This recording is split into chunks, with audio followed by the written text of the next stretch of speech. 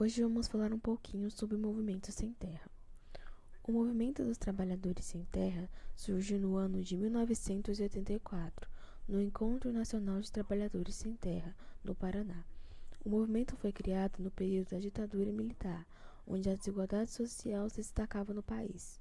No entanto, nesse mesmo ano, estava em curso um processo para a redemocratização do Brasil, que fez com que surgissem muitos movimentos sociais, que em décadas anteriores eram duramente reprimidos.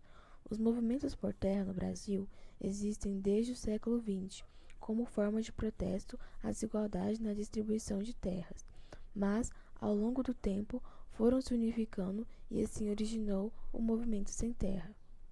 Quanto aos objetivos, o Movimento dos Trabalhadores Sem Terra afirma que os principais objetivos sintetizados no lema Terra para quem nela trabalha são lutar pela terra, lutar pela reforma agrária e lutar por mudanças sociais no país. Mas o principal foco do MST é a reforma agrária. Daqui a pouco veremos o que é a reforma agrária. Em relação à atuação, a concentração do movimento sem terra se dá por marchas e ocupações onde formam-se os acampamentos. Os acampamentos se tratam da ocupação das terras em situação irregular ou ilegal, onde as famílias que fazem parte do movimento se instalam e passam a viver ali como uma maneira de pressionar o órgão responsável pela desapropriação da terra em situação irregular. Quando o governo desapropria o terreno irregular, ela é concedida aos que estão vivendo e produzindo na propriedade, e essas famílias ganham o direito sobre a terra. Esse processo é chamado de assentamento, mas infelizmente no país ele pode levar anos para acontecer. Atualmente, o movimento sem terra é presente em 24 estados do país, pois possui mais de 2.000 escolas públicas, cerca de 350 famílias vivem nos assentamentos já conquistados que continuam lutando e defendendo os ideais do movimento. E também é responsável pela maior produção de arroz orgânico da América Latina. Em relação à reforma agrária, pode-se dizer que esta é uma reorganização das terras do campo, isto é, grandes terrenos abandonados ou irregulares são divididos em propriedades menores e redistribuídos. Em 1964, foi criado o Estatuto da Terra.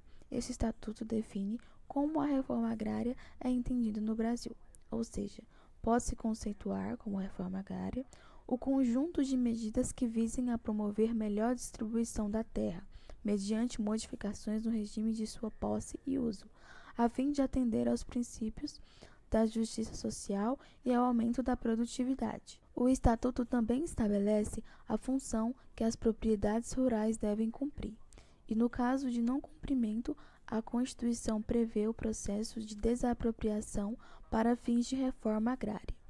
Isso significa que o Estado tira a propriedade dos latifundiários que não cumprem sua função social e redistribui para pequenos agricultores e camponeses sem terra. No Brasil, o processo de desapropriação é muito lento, o que acaba deixando milhares de famílias aguardando o assentamento. Assentamento é quando o INCRA reconhece o direito sobre a propriedade. Os acampamentos do MST são uma forma de pressionar o processo de assentamento, mas, além disso, também desejam que um processo mais abrangente de reforma agrária.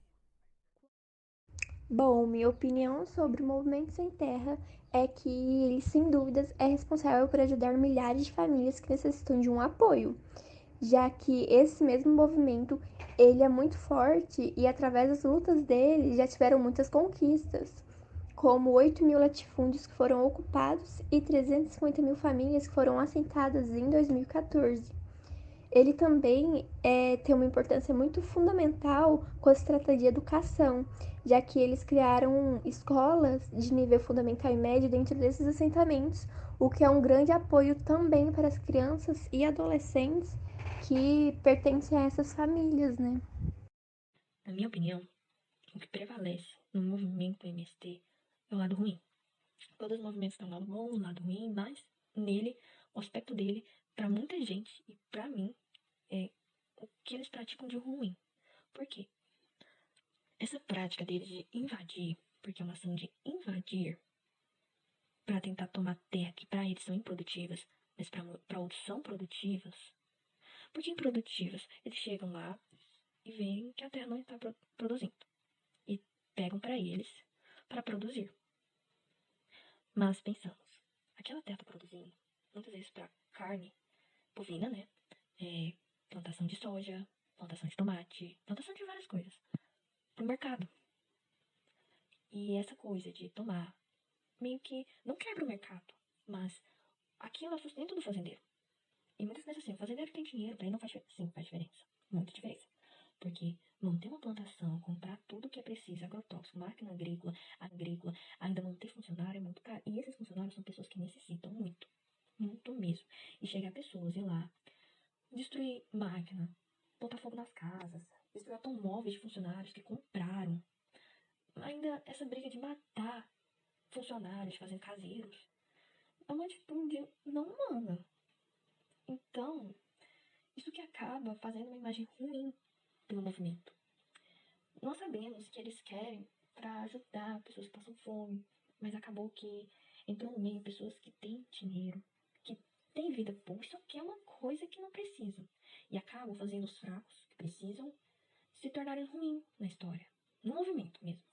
Então, para mim, vai prevalecer que é um movimento ruim. E que sim, tem que ter penalidade. E não pode ser considerado um terrorista, mas tem que ser considerado um grupo ruim.